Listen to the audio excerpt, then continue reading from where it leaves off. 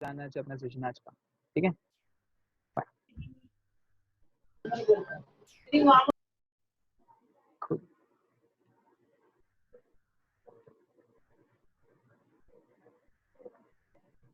So as discussed yesterday के time पे जो डिस्कशन किया था उसके अकॉर्डिंगली हम क्या करेंगे, फॉलो करेंगे सेशन को, ठीक है। So we will be starting off with the new topic. Topic का नाम है पीरियोडिक क्लासिफिकेशन ऑफ एलिमेंट्स। ये तुम्हारा साइंस वन का टॉपिक है, साइंस वन का वन ऑफ द वेटेज, अच्छा वेटेज वाला टॉपिक है तुम्हारा, ठीक है। तो इसमें मैं आपका एक चीज ऐड कर लेता हूँ, तुम्हारा मार्क्स। मार्क्स जो है तुम्हारा 4 मार्क का टॉपिक है, विद ऑप्शन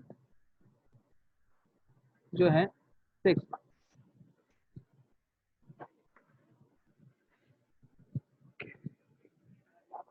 थोड़ा गर्म हो गया था।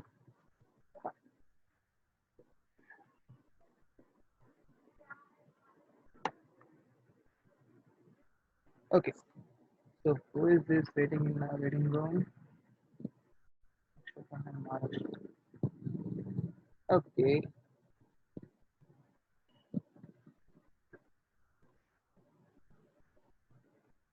so we will start off with the topic. Topic का नाम है periodic classification of elements, chapter number 2 science 1 का। वेटेज इसका आके बहुत अच्छा वेटेज है इसका, 4 मार्क का टॉपिक है ये हमारा। 40 मार्क में इसके 4 मार्क यही टॉपिक तुम्हें कवर करके देने वाला है। ऑप्शंस के साथ हम बात करने जाएंगे तो ये ऑप्शंस के साथ 6 मार्क का टॉपिक है, ठीक है। Just give me a minute. లైవ్ అదనకి అది ನಾನೇ ಕಾಟದು ಯಾರ್ ಮೇ ಕಾಟ ಮಟಾವ್ ಟ್ಯೂಷನ್ ಕ ಇಲ್ಲ ಸ್ಕೂಲ್ ಕ ಇಲ್ಲ ಕೋಲ್ಕಟಾ ಪಡ್ತು ಅವ ನಿಂಗ ಪಡಿಕಿರೆಲ್ಲ ಮಾಡ್ಬೇಕಿರಲ್ಲ ಅಂತ ಪಾಕ புரியல, கேக்கல என்ன சொன்ன? நான் கேக்கலாமா ஒரு மிஸ் சொல்லு, என்ன சொன்னமா? हेलो,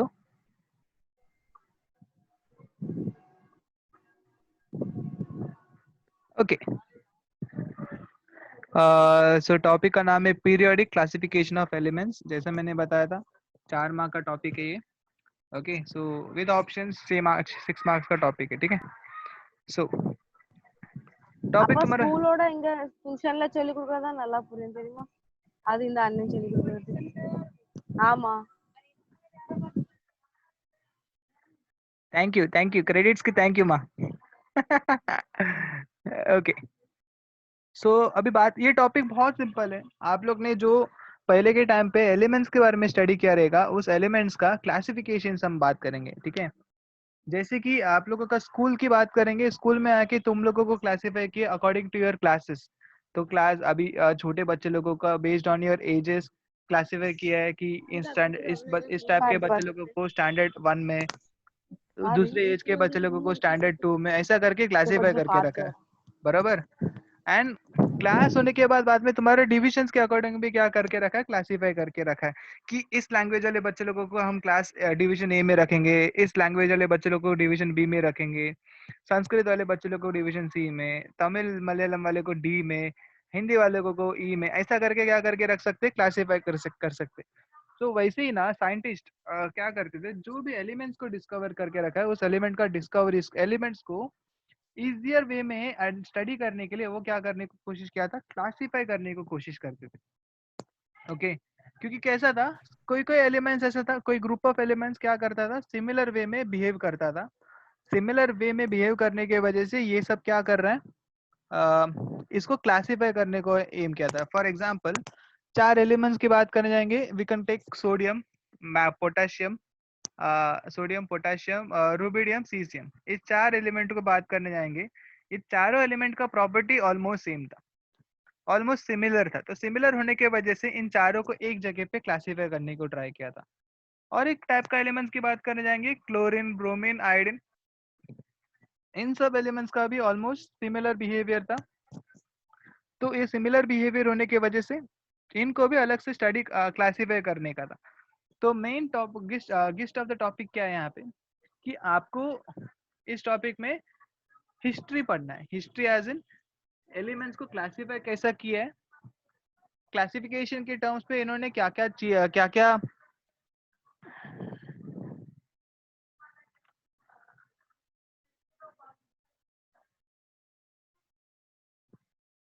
एलिमेंट्स, अरे elements are the simple part of your substance. मतलब कोई भी केमिकल चीजें की बात करने जाएंगे ना, तो केमिकल प्रॉपर्टीज के टर्म्स पे 3 पार्ट्स में डिवाइड कर सकते हैं। एक होता है एलिमेंट्स, दूसरा होता है कंपाउंड, तीसरा होता है मिक्सचर। एलिमेंट का मतलब होता है तुम्हारा सिंपल सा सब्सटेंस, सिंपलेस्ट सब्सटेंस को हम बोलते हैं एलिमेंट। ठीक है, एलिमेंट्स मतलब group of atoms which are having same group of same atoms. अगर बात करने जाएंगे हाइड्रोजन एलिमेंट, हाइड्रोजन एलिमेंट में क्या रहेगा, उसके अंदर जो एटम्स जो रहेगा वो सब सेम टाइप का एटम्स रहेगा। ओके, कंपाउंड्स मतलब क्या रहता है, दो टू और मोर देन टू एलिमेंट्स का होमोजेनस मिक्सचर। टू और मोर देन टू एलिमेंट्स का मिक्सचर को होमोजेनस इसको मिक्सचर को हम बोलेंगे कंपाउंड। एंड मिक्सचर का मतलब होता है एक रैंडम सा मिक्सचर, कैसे भी तुम मिक्स करके रख रहे हो उसको हम बोलेंगे मिक्सचर। तो एलिमेंट जो है सिंपलेस्ट सब्सटेंस रहता है, उस सिंपलेस्ट सब्सटेंस को हम क्या करेंगे यहाँ पे क्लासिफाई करने को ट्राई करेंगे। तो basically we will be studying kind of history and some kind of concepts. ठीक है, तो बात करते हैं क्लासिफिकेशन। तो कैसा क्लासिफाई किया गया है, 4 टाइप से लोग ने क्या किया है, क्लासिफाई किया। ओके, तो 4 साइंटिस्ट ने क्या किया था, क्लासिफाई करने को ट्राई किया था। तो first scientist to try to classify the elements was Dobereiner. Okay, so Dobereiner का क्लासिफिकेशन को हम बोलेंगे डॉबरेनर ट्रेड। फिर बाद में डॉबरेनर ट्रेड में कुछ प्रॉब्लम होने की वजह से डॉबरेनर ट्रेड को रिजेक्ट करना पड़ा। वो क्यों रिजेक्ट करना पड़ा वो आगे जाके स्टडी करेंगे। Newlands law of Octave, Newlands law of Octave में बाद में न्यूलैंड एक साइंटिस्ट थे जो कि उन्होंने अपना क्लासिफिकेशन वे समझाया। बाद में उनका भी कुछ प्रॉब्लम होने की वजह से उसको भी क्या करना पड़ा, रिजेक्ट करना पड़ा।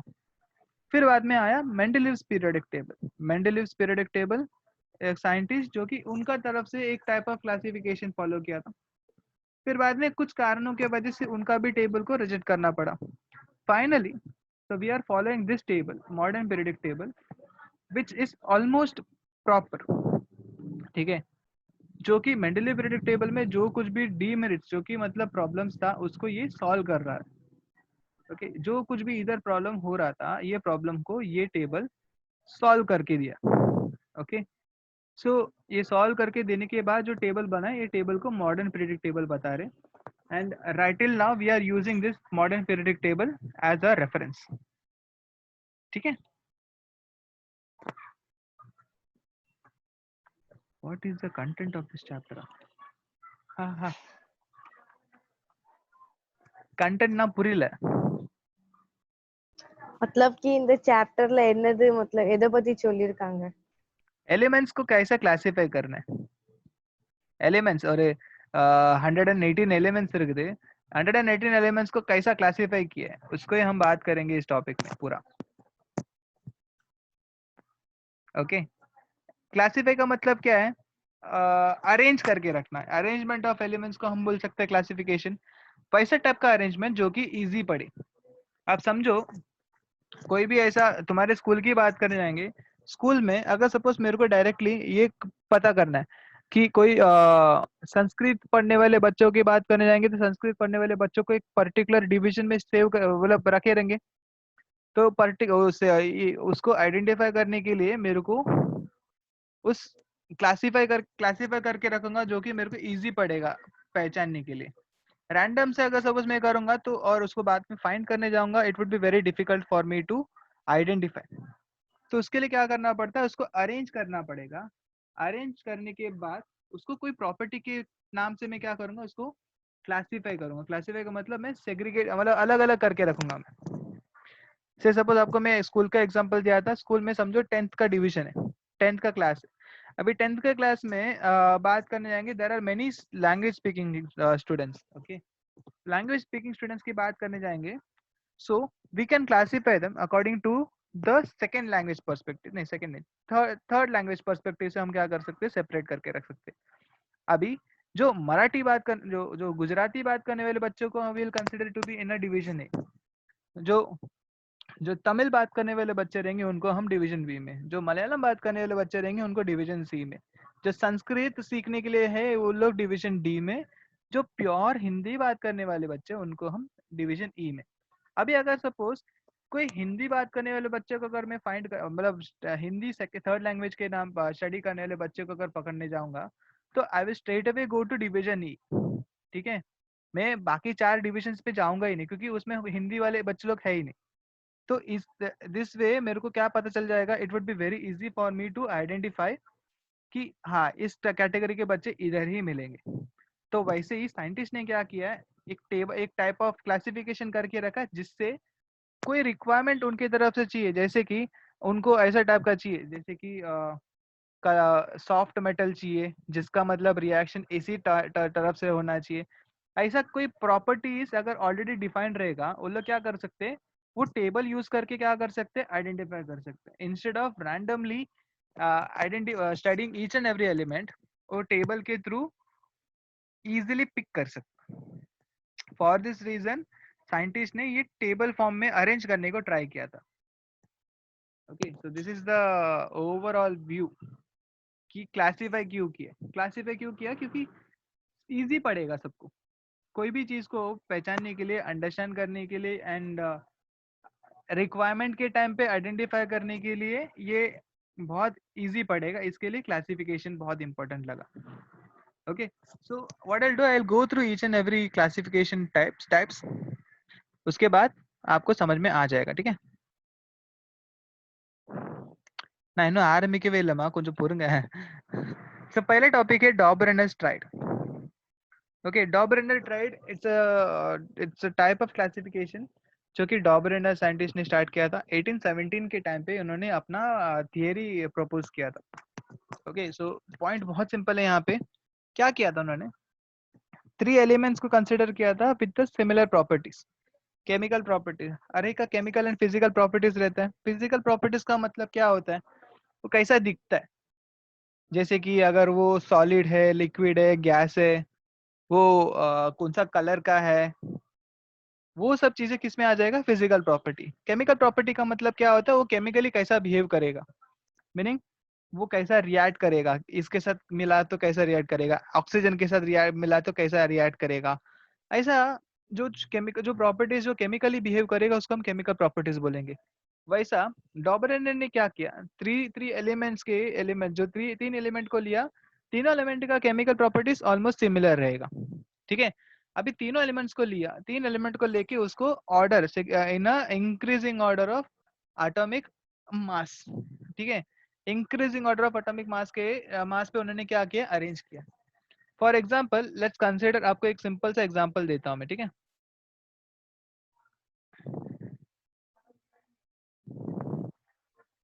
समझो, वी विल टेक 3 एलिमेंट्स ए,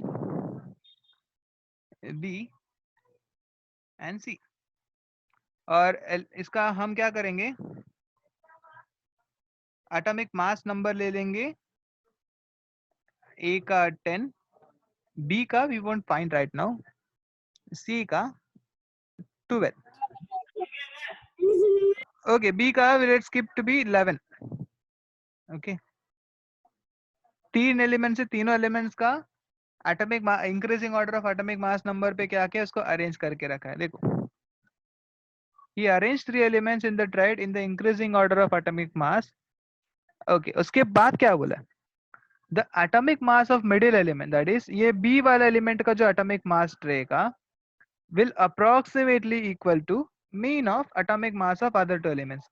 मतलब क्या है, ए और सी का अगर मीन निकालोगे, atomic mass number of A and B, A and C का अगर सपोज मीन निकालोगे, वो value will always be equal to atomic mass number of B.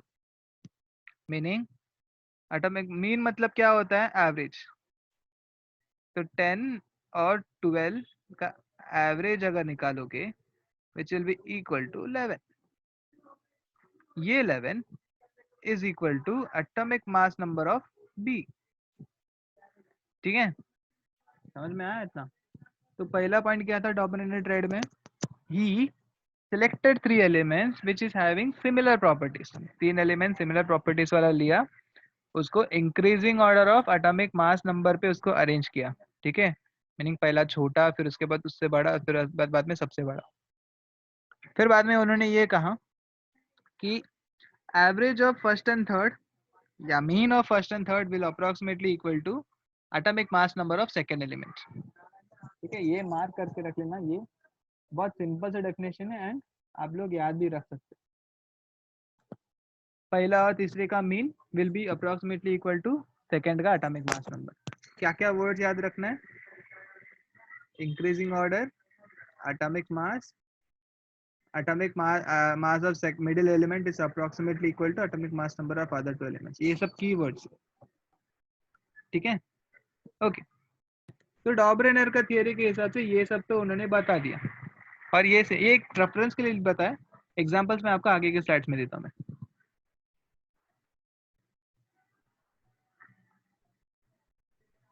I'll clear this off. Okay,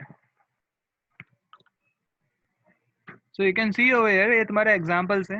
examples में देखो, पहला एग्जांपल है lithium sodium potassium LiNa। So atomic mass number of lithium is 6.9, atomic mass number of sodium is 23.0, atomic mass number of potassium is 39.1। Okay, तो 6.9 और 39.1 का अगर average निकालोगे तो कैलकुलेट करके देखोगे तुम्हें आंसर आके 46 आएगा। 46 का मीन जो रहेगा that is 23, that is sodium का एटॉमिक मास नंबर आ रहा है, इट इज इक्वल। तो इसमें डॉबरेनेट्रेट अप्लाई हो रहा है। कैल्शियम, स्ट्रॉन्शियम, बेरियम, कैल्शियम का 40.1 है, स्ट्रॉन्शियम का 87.6 है, एंड बेरियम का 137.3 है। एवरेज निकाला फर्स्ट एंड थर्ड एलिमेंट का which is approximately equal to 88.7। ठीक है, 88 इज इक्वल टू 88.7। स्ट्रॉन्शियम का 87.6 है, अप्रोक्सीमेटली इक्वल, सेम तो नहीं है, approx equal. Chlorine, bromine, iodine, chlorine का 35.5, ब्रोमीन का 79.9, आयोडीन का 126.9। इन दोनों का एवरेज निकाला, एवरेज निकाल के क्या मिला? 81.2 मिला, बराबर।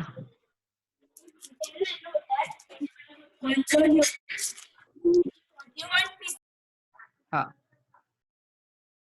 Chlorine, bromine, iodine, chlorine, bromine, iodine, इसका एवरेज निकाला मैंने, किसका? क्लोरीन और आयोडीन का। 81.2 मिला। ब्रोमीन का क्या है यहाँ पे? 79.9 है। ठीक है, इट्स आल्सो अप्रोक्सीमेटली इक्वल। तो ये तीन एग्जांपल्स को आप याद रख सकते हो। तो डॉबरेनेट्रेट कभी भी अगर पूछेगा एग्जाम में तो क्या लिखने का वो बता दिया मैंने। तो डॉबरेनेट्रेट से कभी भी पूछेगा तो क्या लिखने का?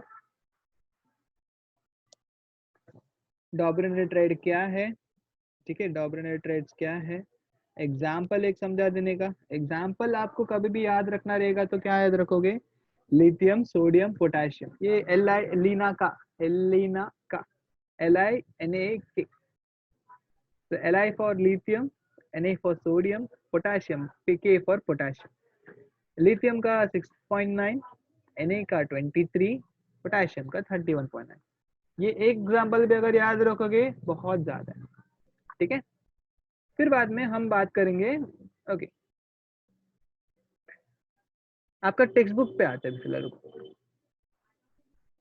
I'll show you the textbook part.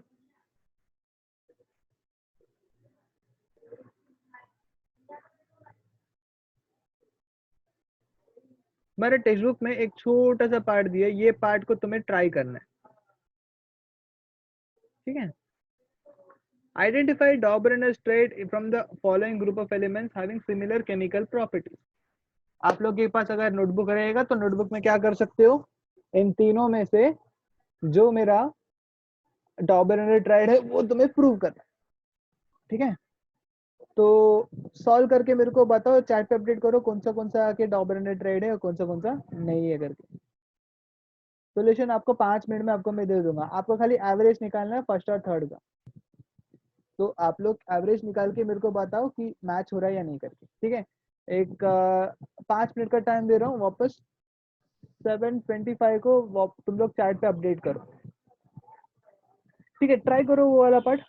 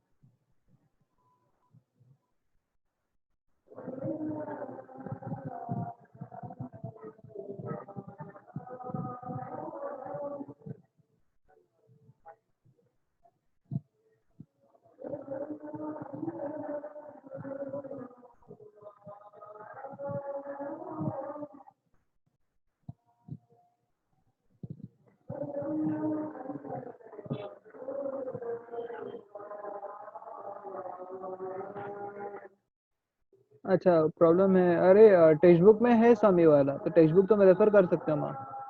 जिन लोगों को ऐसा लग रहा है कि वो लोग क्या कर सकते हैं, टेक्स्ट बुक रेफर कर सकते हो, ठीक है।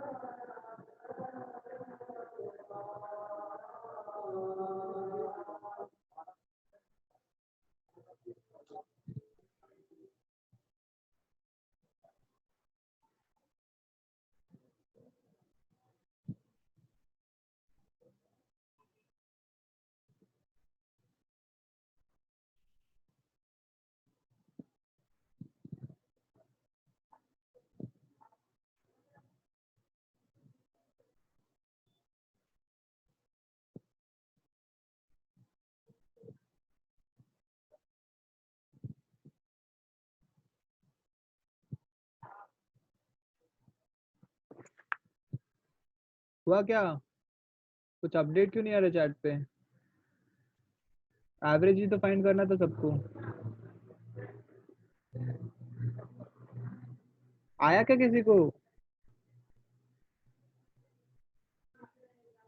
हाँ गुड।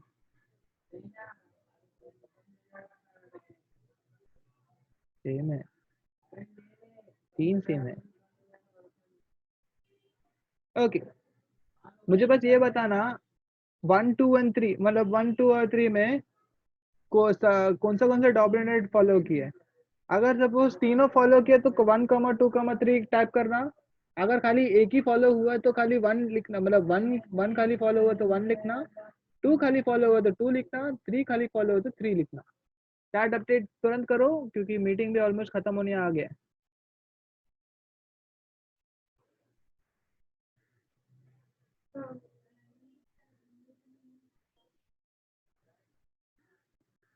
मेरे को 2 ही लोग का अपडेट आया यहाँ पे, बाकी लोग को क्या कर रहे हैं यहाँ पे समझ में नहीं आ रहा है। आजकल मेरे को पता नहीं, तुम लोग बहुत कम ही अटेंड कर रहे हो सेशंस, क्यों पता नहीं, क्योंकि 20 ही लोग यहाँ पे आज अटेंड किया है, कल तो 22 लोग अटेंड किया था, आज तो 20 लोग अटेंड किए।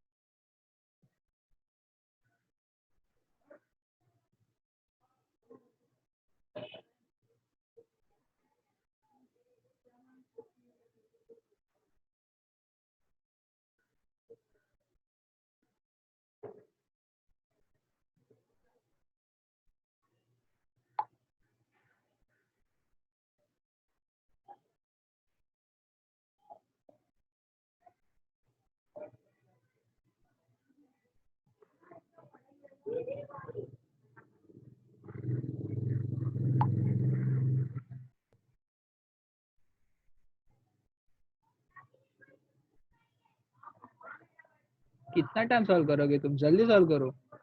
2 और 3, ठीक है, I show you the PPT. तुम लोग बहुत टाइम लगा रहे हो, ऐसा टाइम लगाओगे तो अच्छा नहीं लगेगा यार। बहुत सिंपल सा क्वेश्चन पूछा था, तुम लोग इतना टाइम लगा रहे हो।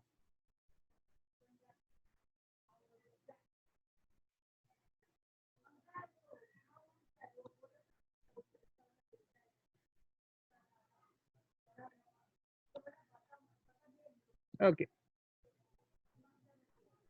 देखो यहाँ पे तुम्हारा पहला सवाल था बी 40.1 और 50.55। ये पहला वाला तो बिल्कुल नहीं हो सकता, क्योंकि पहला वाला देखो यहाँ पे 40 और 50.95 मतलब बहुत दूरी है। तो ये पहला वाला ये जो है डॉबरिनर रेट फॉलो नहीं कर रहा है, ठीक है। सेकेंड वाला देखो, सेकेंड वाले में पहला वाला का क्या है यहाँ पे 32.1, दूसरे वाले का 79, तीसरे वाले का 127.6। तो सल्फर, सेलेनियम और टेल्यूनियम, ठीक है। तो इन ये आके तुम्हारा डॉबरिनर रेट फॉलो कर रहा है, क्योंकि मीन जो है, मीन और ये बी का वैल्यू ऑलमोस्ट मैच हो रहा है। And third, beryllium, magnesium, calcium, इसका भी अगर सपोज देखोगे मीन का वैल्यू और तुम्हारा बी का वैल्यू क्या हो रहा है यहाँ पे मैच हो रहा है। तो ये भी तुम्हारा डॉबरिनर रेट फॉलो कर रहा है। तो आंसर क्या रहेगा तुम्हारा, ये बी, ये और ये नहीं फॉलो करता, ठीक है। तो move to next topic. Okay, Dobereiner's का प्रॉब्लम क्या था पता? ओके, प्रॉब्लम ये था कि जब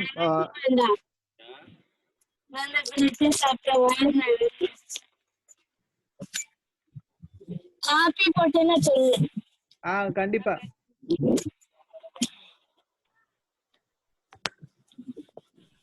इधर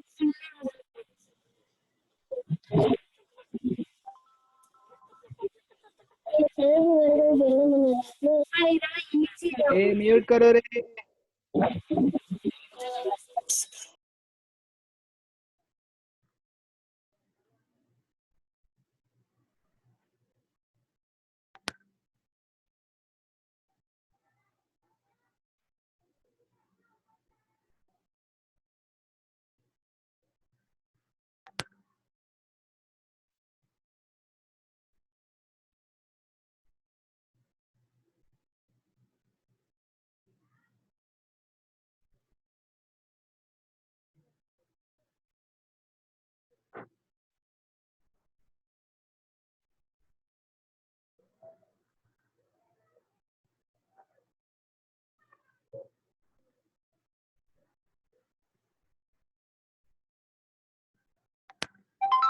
एक मिनट, हाँ।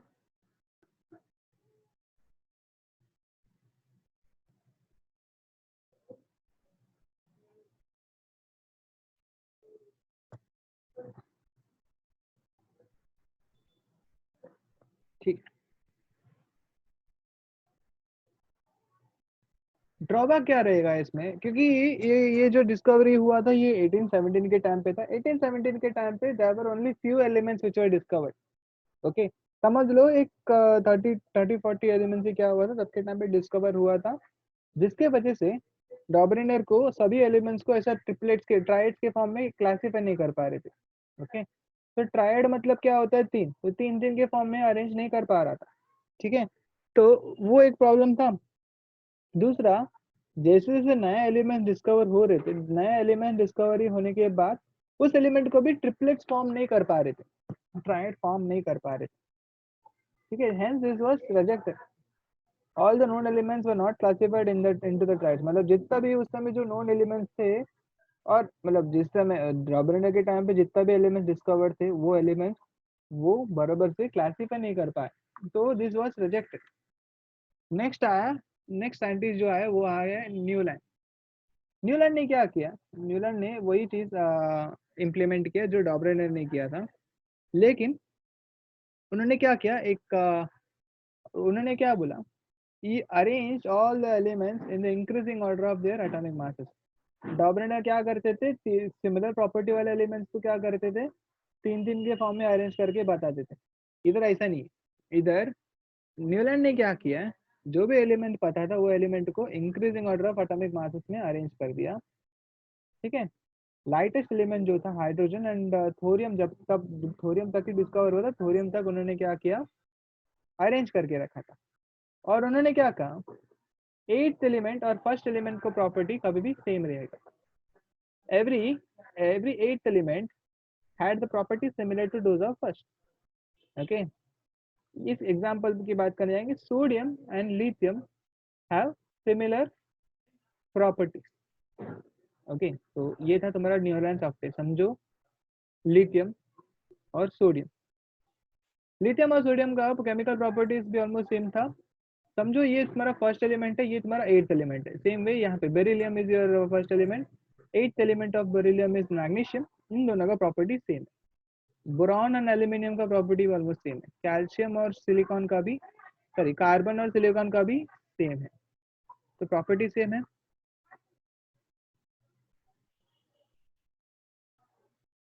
ओके, अरे मीटिंग खत्म होने वाला है, एक काम करो, सेम लिंक पे वापस से ज्वाइन करने को कोशिश करो, ठीक है। मैं I stop this meeting, same link पे वापस ज्वाइन करो, बात करते हैं उस पर, ठीक है।